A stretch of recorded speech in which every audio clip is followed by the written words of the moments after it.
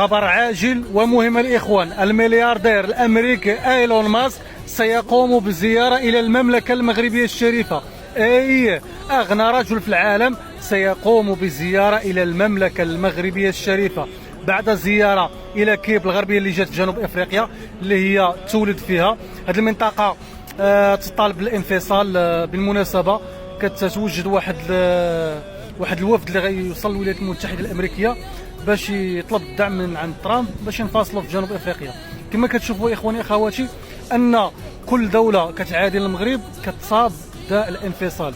وايلون ماسك اخواني اخواتي من بعد الزياره اللي غيمشي للكيب الغربيه اللي هي موطن ديالو اللي تولد فيها، غيقوم بزياره كذلك الى كينيا ثم الى المغرب.